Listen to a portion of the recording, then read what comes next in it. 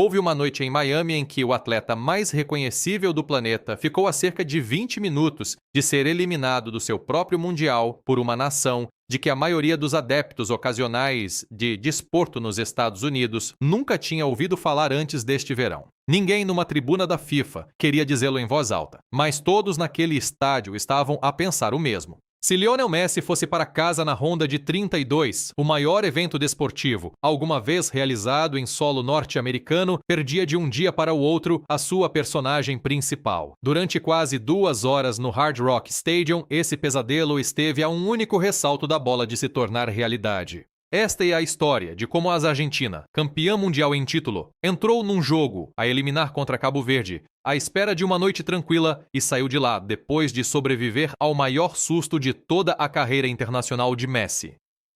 É também a história de um mundial que está a decorrer sob um nível de tensão política que quase ninguém previu, quando os Estados Unidos, o México e o Canadá ganharam os direitos de organização há vários anos. Porque enquanto todo este drama se desenrolava dentro das 4 linhas, fora delas vinha a crescer uma disputa muito maior, envolvendo o presidente Trump, a liderança da FIFA e uma vaga de ansiedade entre adeptos visitantes que nada tem a ver com futebol. Comecemos pelo próprio jogo, porque o que aconteceu naquele relvado merece ser contado como deve ser. Cabo Verde é uma nação com cerca de 500 mil de habitantes, espalhados por 10 pequenas ilhas ao largo da costa da África Ocidental. Antes deste torneio, a maioria dos norte-americanos não conseguiria apontá-la num mapa, quanto mais dizer o nome de um único jogador do seu plantel. Esta era a primeira participação do país num mundial, e por qualquer medida razoável já tinha superado todas as expectativas só por ter passado a fase de grupos. Cabo Verde tinha ficado num grupo com Espanha, Uruguai e Arábia Saudita, e em vez de ser a equipa claramente destinada ao último lugar, terminou invicta em 3 jogos, segurando empates tanto contra a Espanha como contra o Uruguai antes de avançar como uma verdadeira surpresa da competição.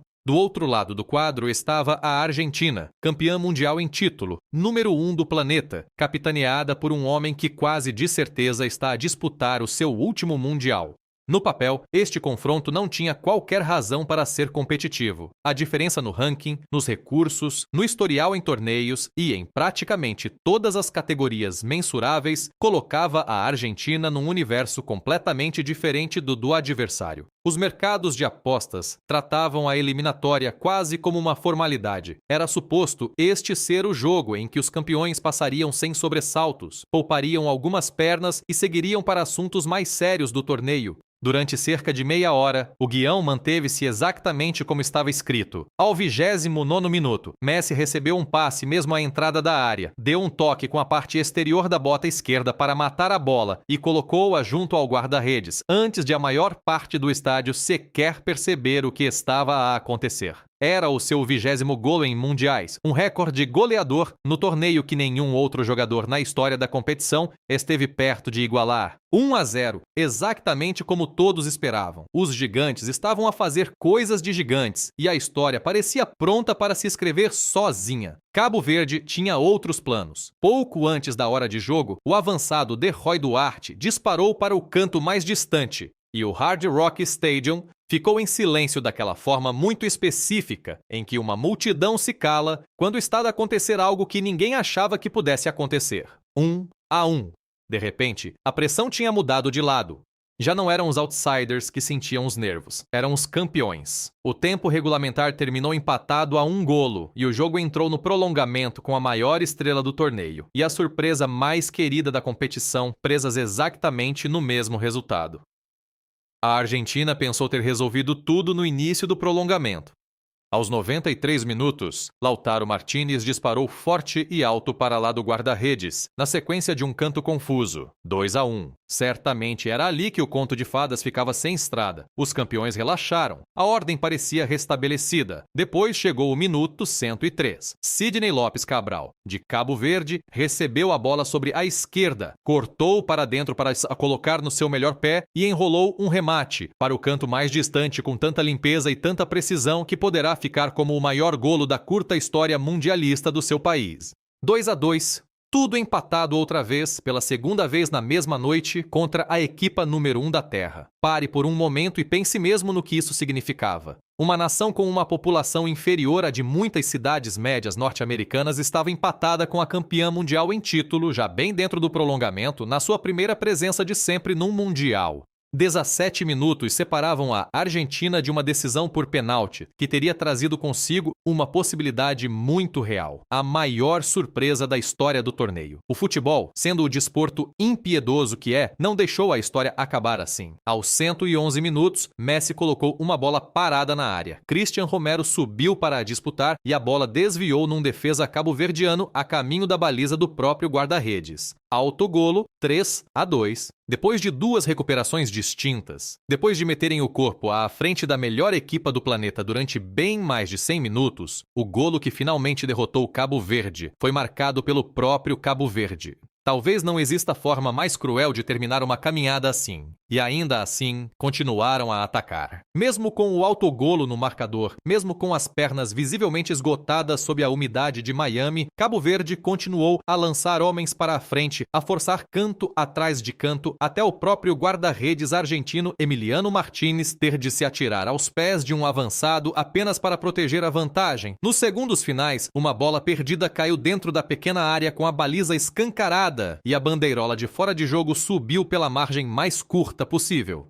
Quando o apito final finalmente soou, os jogadores argentinos caíam no relvado com cãibras, fisicamente esvaziados por uma equipa que se esperava que afastassem sem grande resistência. Seria fácil e também seria preguiçoso arrumar isto como uma história simpática de um pequeno que quase surpreendeu e seguir em frente. Os números, na verdade, confirmam até que ponto este resultado foi absurdo. Os golos esperados do jogo ficaram algures em torno de 2,1 para a Argentina e abaixo de meio golo para Cabo Verde, uma diferença que normalmente aponta para uma vitória confortável e sem grandes incidentes da equipa mais forte. Cabo Verde sobreviveu a essa distância graças a um guarda-redes chamado Vozinha.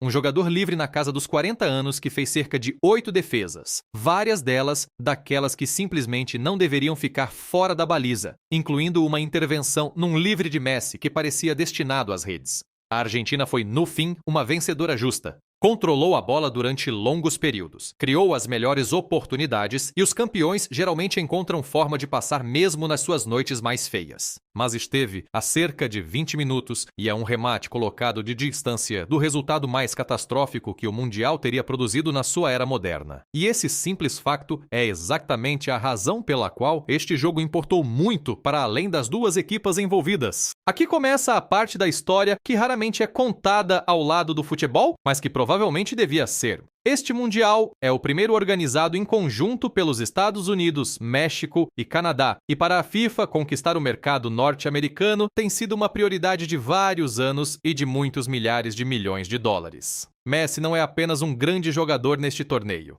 Para uma enorme fatia do público ocasional norte-americano, ele é o argumento de venda inteiro. Joga futebol de clubes ali perto, em Miami. O seu rosto está em mais material promocional espalhado por estas 11 cidades sede do que o de qualquer outro atleta vivo. E a procura de bilhetes, as audiências televisivas e as vendas de merchandising foram todas construídas, de forma discreta, mas muito deliberada, sobre a suposição de que ele permaneceria vivo até fases avançadas do quadro. Durante cerca de 20 minutos naquele estádio, toda essa máquina comercial tremeu. Mas o torneio que a FIFA queria realmente vender à América tem embatido diretamente numa tempestade política que nada tem a ver com golos ou classificações. Desde muito antes do jogo de abertura, organizações de defesa dos direitos dos imigrantes e grupos de liberdades civis vinham a alertar adeptos, sobretudo visitantes internacionais, para os riscos de assistir a jogos em solo norte-americano sob as políticas atuais de fiscalização migratória da administração.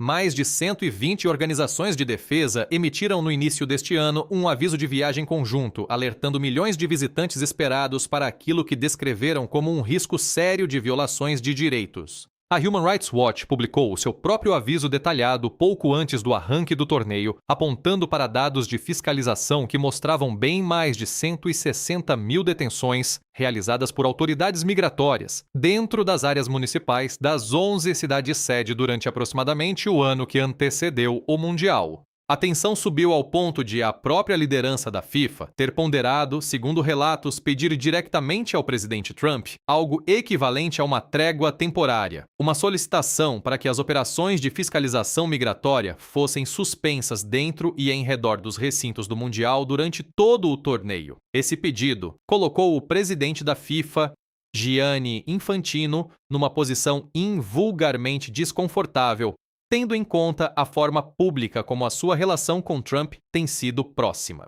Apenas alguns meses antes do início do torneio, Infantino entregou a Trump o recém-criado Prêmio da Paz da FIFA, uma distinção que Trump terá descrito como uma das grandes honras da sua vida. As informações desse mesmo período sugeriam que altos responsáveis da FIFA estavam discretamente frustrados com a possibilidade de imagens de rusgas migratórias perto dos estádios chocarem frontalmente com a imagem festiva que a FIFA tentava vender a uma audiência global, e que um pedido público de contenção pudesse até ser apresentado como uma vitória para a administração e não como uma crítica a ela. A posição do Departamento de Segurança Interna ao longo de todo este processo tem sido a de que a fiscalização migratória continua a fazer parte do quadro mais amplo de segurança do torneio. Responsáveis confirmaram em testemunhos no Congresso no início deste ano que haveria pessoal de fiscalização presente dentro e em redor dos recintos, sem nunca esclarecerem totalmente qual seria o seu papel concreto no terreno.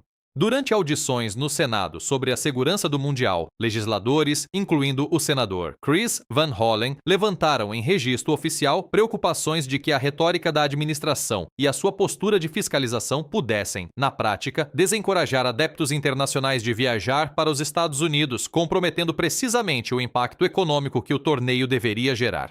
Várias organizações de adeptos fora dos Estados Unidos, incluindo pelo menos um grupo destacado de apoiantes ingleses, afirmaram publicamente que manteriam um perfil mais discreto nos jogos dentro do país especificamente por causa dessas preocupações, e avisaram os seus próprios membros sobre os riscos práticos de assistir presencialmente. Relatos de eventos anteriores realizados em solo norte-americano, incluindo a competição de clubes relacionada do ano passado, já tinham gerado queixas sobre a presença visível de agentes federais nas entradas dos estádios ou nas imediações, algo que a administração tem constantemente desvalorizado ou negado que representasse uma ação de fiscalização direcionada. Nada disso muda o que aconteceu no relvado em Miami, mas explica por que razão a sobrevivência de Messi na ronda de 32 teve um peso muito para além do resultado em si. Um primeiro mundial organizado em parte nos Estados Unidos ia sempre ser julgado, de forma justa ou não, em 2 marcadores ao mesmo tempo. O que acontece durante os 90 minutos e a história que o torneio, como um todo, conta sobre o país que o acolhe. Durante 20 minutos no prolongamento, esses 2 marcadores quase colidiram da pior forma possível para a FIFA e para uma Casa Branca que abraçou publicamente o torneio como um momento emblemático do seu segundo mandato. De volta ao campo, as reações pareceram quase suaves por comparação. O selecionador de Cabo Verde, amplamente conhecido pela alcunha bubista, precisou apenas de poucas palavras para resumir o que a sua equipa acabara de fazer. "Mostramos a nossa identidade", disse. É difícil discordar dele. Um país com cerca de 500 mil de habitantes tinha acabado de levar a campeã mundial em título até a beira da maior surpresa da história do torneio, e fê-lo praticamente sem vantagens financeiras ou infraestruturais, construído quase por inteiro sobre disciplina, coração e um guarda-redes a fazer o jogo da sua vida. A Argentina, por sua vez, segue em frente para defrontar o Egito em Atlanta, num jogo marcado para terça-feira, 7 de julho. Será um adversário muito diferente e uma atmosfera muito diferente, mas depois do que acabou de acontecer em Miami, é improvável que alguém naquele grupo volte a tratar qualquer adversário restante como uma formalidade. A margem entre campeões em título e estreantes em mundiais raramente pareceu tão fina, e para um torneio que se apoia de forma tão pesada numa superestrela envelhecida para se vender a um mercado inteiramente novo, essa margem estreita foi o mais perto do desastre a que este mundial chegou até agora. Há também um contexto futebolístico mais amplo que vale a pena acrescentar aqui, porque a caminhada de Cabo Verde não aconteceu no vazio. A sua campanha de qualificação para este mundial já era descrita nos círculos do futebol africano como uma das grandes histórias de outsiders do ciclo de apuramento. Uma pequena nação insular com uma liga doméstica que mal aparece no radar internacional conseguiu de alguma forma terminar no topo de um grupo que incluía federações muito maiores e muito mais ricas. Grande parte desse sucesso tem sido atribuído a um núcleo de jogadores que cresceu na diáspora cabo-verdiana em Portugal, França e Países Baixos, muitos dos quais escolheram representar a terra das suas famílias em vez dos países onde nasceram e se formaram. Esse corredor da diáspora, construído discretamente ao longo de cerca de uma década, está agora a ser citado por analistas de futebol como um verdadeiro modelo de como pequenas nações futebolísticas podem competir no palco global sem os orçamentos das potências tradicionais. O próprio Vozinha tornou-se quase de um dia para o outro numa espécie de herói popular. Relatos vindos do campo cabo-verdiano descrevem um guarda-redes que passou longos períodos da carreira fora dos grandes holofotes do jogo, atuando em escalões europeus inferiores antes deste torneio e que terá recusado propostas mais lucrativas no início da carreira especificamente para continuar disponível para a seleção nacional. A sua exibição contra a Argentina, cerca de 8 defesas, segundo a maioria das contagens, algumas delas a queima-roupa, já gerou especulação nos círculos europeus de transferências de que clubes que antes o ignoraram poderão agora apressar-se a contratá-lo antes do fecho da janela de mercado mais tarde neste verão. Se alguma coisa disso se concretizará, por agora, especulação, e não um facto confirmado, mas a simples conversa diz muito sobre o quanto este único jogo mudou a discussão em torno do futebol cabo-verdiano. Do lado argentino, houve um reconhecimento discreto dentro do grupo de que a exibição esteve longe do seu melhor. Relatos vindos da base de treinos da equipa nos dias seguintes ao jogo sugerem que a equipa técnica usou a fuga apertada como um aviso e não como uma celebração, lembrando aos jogadores que nenhum adversário restante no quadro, independentemente do ranking, deve ser tratado como uma formalidade. Essa mensagem ganha peso extra tendo em conta o desgaste físico que o prolongamento impôs a um plantel que já geria a fadiga acumulada de uma longa época de clubes seguida de uma fase de grupos desgastante. Vários órgãos que acompanham o campo argentino notaram preocupação visível com fadiga muscular e problemas de cãibras antes do jogo com o Egito, preocupações agravadas pela umidade de Miami durante a partida contra Cabo Verde. A reação do próprio Messi depois do jogo terá sido, segundo relatos, contida em vez de triunfal, um reconhecimento, sugerem fontes próximas da equipa, de que o resultado favoreceu mais a imagem do que a exibição. Aos 38 anos, e quase de certeza a disputar o seu último Mundial, cada jogo nesta fase carrega uma camada adicional de finalidade. Relatos da zona mista depois da partida descreveram-no como visivelmente aliviado em vez de jubiloso, consciente de quão perto o torneio esteve de acabar para ele na ronda de 32, e não mais fundo no quadro, onde a narrativa do seu legado sempre parecia destinada a desenrolar-se. Voltando ao pano de fundo político, a situação continuou a evoluir até nos dias imediatamente em torno deste jogo. Vários órgãos de comunicação relataram que as conversas entre responsáveis da FIFA e representantes da administração sobre a postura de fiscalização em redor dos estádios continuaram de forma regular ao longo de todo o torneio, sem que alguma vez surgisse um anúncio público formal de trégua ou moratória.